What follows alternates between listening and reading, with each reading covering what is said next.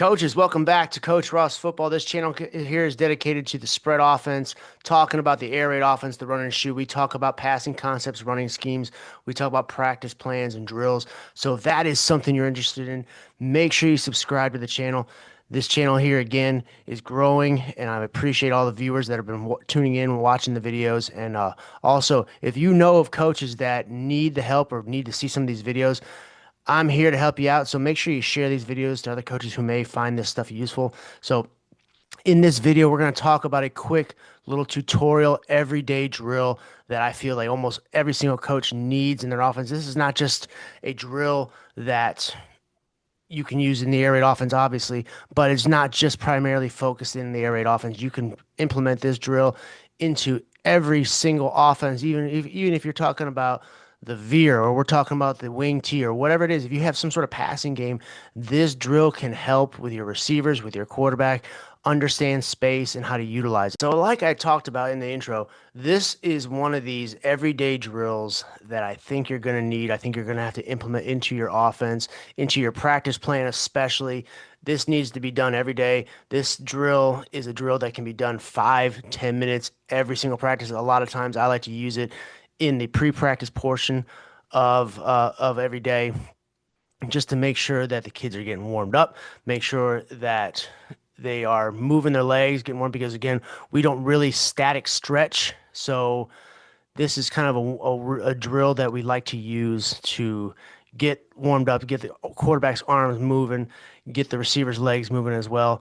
And of course, this drill I'm talking about is a drill that some of you, especially you seasoned veterans of coaching, know as the Settle Noose Drill. Others may know it as the space drill, just a simple noose drill. This drill is important because it has so many benefits to so many things. It's revolving around the passing game that, again, like I said, is a drill that you can use in any type of offense for your passing game because of the primary benefits that it has.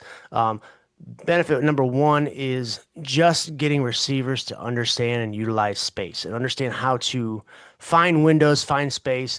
It works on a quarterback's footwork because you can have them moving left and right in the pocket, keeping their legs always going, not just standing still. But it also teaches the quarterback too to understand and recognize where windows could be. It also helps with them just warming up throwing. It also helps the receivers catch the ball. They are getting a lot of reps at just catching the ball. It's not a very short or a very long pass that they're catching. This is not like pat and go or routes on air, which we're going to talk about in other videos. But this drill is very, very simple. It gets a lot of reps with throwing, with catching, and understanding, utilizing space. I'm going to go ahead and break down how we do this drill and show you the ins and outs of the drill and what you need to be looking for and what you need to be coaching on. I'm sure you could find so many other videos on the Settle Noose Drill. I think Mike Leach has some videos talking about it.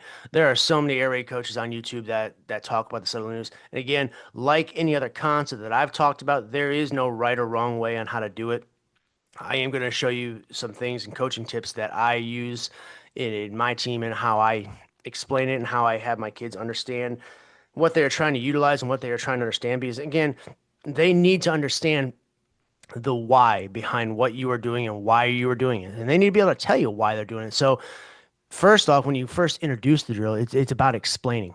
It's about explaining why this drill is set up this way and what they're looking for, what they're supposed to be doing. And then from there, that translates into more your reps with your schemes, with your passing scheme especially. And then you can see that devolve into when you go team or 11-on-11 or even on 7-on-7, you can see how they start to understand and utilize space within their routes. Because obviously we tell the kids that not every route is the same. Your space in that route or that particular defense is going to be different every single time, but you have to learn to locate windows and have to understand where those windows are going to be and when you are open. Have it drawn up here on my computer screen. And so I like to have two quarterbacks going at the same time. If you don't have two quarterbacks, then you can just do it down with one. But have a line of receivers next to a cone. You have essentially three cones in these stations here. You have the cones. I like to put them about 7, maybe 8 yards apart from each other. And then I have another cone about 10 yards away directly in the middle of those two cones. And I'll explain what the significance of that is for. And then you have your centers and your quarterbacks, have them lined up pretty much even with uh, that inside cone right there. The reason I don't have it in the middle is because the windows change and that the windows are not always going to be directly in front of the quarterback. So therefore, you're thrown in the middle of the defense. It's going to be kind of more of an angle. So I like to set up at an angle because a lot of times we're not thrown to the space directly in the middle of the defense. You're going to have receivers on both sides. And again, this is a warm-up drill. So this is not 100%. You're not going fast. Really, what we just tell them, and I have one drawn out here. I'm actually going to just draw it out for you on the other side here in a minute. But we are having them shuffle, foot fire, kind of quick shuffling feet. We're going about 50% from one cone. They're going to plant and they're going to change direction. You're going to foot fire and kind of break down and jog to this other cone here, break it down right before they get to turn around and plant. And then they're going to set up right in the middle of these two cones, showing hands, giving wide hands to the quarterback, giving him a target. And then that's when the quarterback, is getting ready to throw or deliver the football. Once that receiver catches the football, we tell them or we have them tuck the ball immediately. We almost to the point we emphasize and focus in on that so much that we like to have it become muscle memory where they catch that ball and then they are immediately tucking that ball high and tight with their index finger over the nose of the football. And then they are tight turning. Right? So they're not going to wheel around and get wide. Uh, they are basically just going to put their nearest foot in the ground to wherever way they're turning, and they're basically just going to pivot and then get upfield. And we emphasize again in practice that every catch you make, go score. So they got to go finish the drill. So it's not just about catching the ball and that's it. No, now they have to work on run after the catch or yards after the catch or that yak yards. They're trying to get those yak yards and get used to doing that. So and a lot of times we like to go 2 steps past the drills, so go 2 steps further than they actually finish in the drill. And then they're kind of returning back to their line. And a lot of times we have them just switch sides, so they're getting work from both quarterbacks. If you have more than one or more than two quarterbacks, then you can either have, your starter here or vice versa or whatever it might be. And then you just have the second string and the third string quarterback kind of switching out reps every couple reps. And the receivers just trying to kind of rotate lines so they get used to getting reps from all the quarterbacks. So they're used to because that also develops chemistry. This also develops that chemistry between the receivers and the quarterback. Okay, because every quarterback's delivery is a little bit different, how the ball travels is a little bit different. So having that chemistry built early on helps a lot. So that's one thing right there. So what is the significance of the cones? Well, the cones are supposed to represent, and I tell my players that the cones represent defenders. And so you put the cones there trying to simulate or emulate the natural gaps typically you would see between defenders, especially when it comes to linebackers, because we're just doing a short little drill here. So we're not trying to create that large space in between a corner and a safety. That space is obviously a much larger. But this play is, this one is good for like if you run a lot of quick game when you run stick and they have to settle in between that window.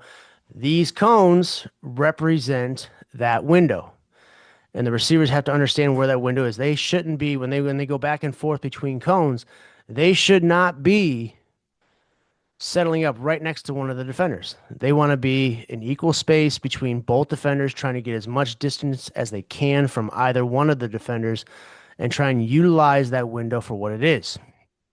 Because obviously, if they post up a little bit too close to one of these defenders, that defender is going to have an opportunity to make a play on that football. So we tell them find the window that is in the area and find the area that is furthest away from both defenders. So these are supposed to represent defenders. So that's what those are there for. So then that again teaches the receivers how to utilize space. Um, as far as the quarterbacks, and I'm just going to draw it out real quick here. The quarterbacks, you can have them there. They're going to get into their normal drop, so you can have them drop, but you can also have them shuffle back in the pocket this way, shuffle back into the pocket this way, and then plant their feet and then deliver the football. Because by the time this receiver goes to this spot, then he comes back to this spot, and then he settles up in the middle, the quarterback can kind of go through his drop here. He can shuffle left, he can shuffle right, and then he can plant his feet and he can deliver the football. At that point, the receiver catches the football, and then he is up the field towards that cone. And he's breaking either way, imagining that cone is almost another defender, and he's trying to make a move in the open field.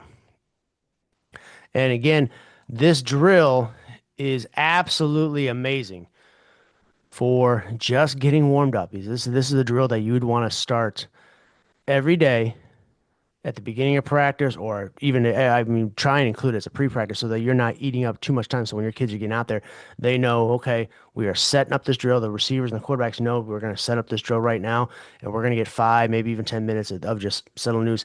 And so it's teaching the quarterback to have moving feet in the pocket, and teaching him to navigate back and forth in the pocket. It's teaching him to deliver an accurate football to the receiver's hands. The receiver, he is always keeping his feet moving, always recognizing where the space is. And then once he decides to settle up in that space, he's going to find the area that is furthest away from both defenders, settle up. And now he's catching the ball with his hands. He should not be catching it with his body. He's catching it with his hands, and he is tight tucking that ball quickly. It's a quick, almost automatic motion. And then he is tight turning and he's getting up the field. And then he's trying to get the yak yards. So all these things happen in this drill. It's a wonderful drill. And again, you hear a lot of air raid coaches talk about this drill. All right. You hear so many air raid coaches say this is one of those everyday drills. And it is. It truly is one of those everyday drills. But I truly believe that this drill right here can be used in any offense. If you have quick game in your offense, this is a drill that you need to probably put in at pre-practice. So that's why I'm bringing it now, because this is one drill that's very, very easy to put in. And once the kids get it, they get it, and they know that they can start this drill immediately. And it's not going to eat up too much of your practice time, if at all, especially if you do a pre-practice.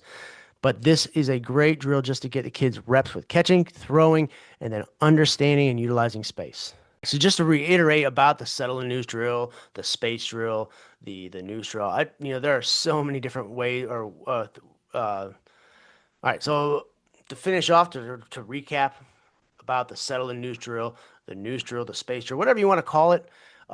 Again, 3 things that I find very, very useful. It teaches the quarterback to navigate the pocket. It teaches the receivers how to catch the ball or get more reps catching the ball, and it teaches the receivers to understand and utilize space.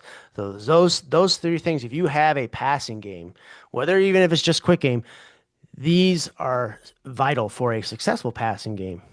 And so we always talk about, especially in the air raid offense, that reps, reps, reps, reps is the name of the game. It's the way that the offense works, and it's true. You will see the results of a drill like this showing through in your practices if you commit to it, if you do it every day, because kids start understanding the utilization of space. And also you'll see receivers that maybe some receivers on your team that are buried or further on the depth chart that are not the greatest catchers. Now you're going to see that improvement because they're getting so many reps of just catching the football, easy catches at that. They're not long, over the shoulder catches or anything, but easy catches and just getting rep after rep after rep after rep. I highly recommend, highly encourage, if you have not done it, especially for you newer coaches that are maybe seeing this video for the first time, check this drill out. Get more looks at it from other coaches who talk about it. But it's a great drill to utilize and put into your practices.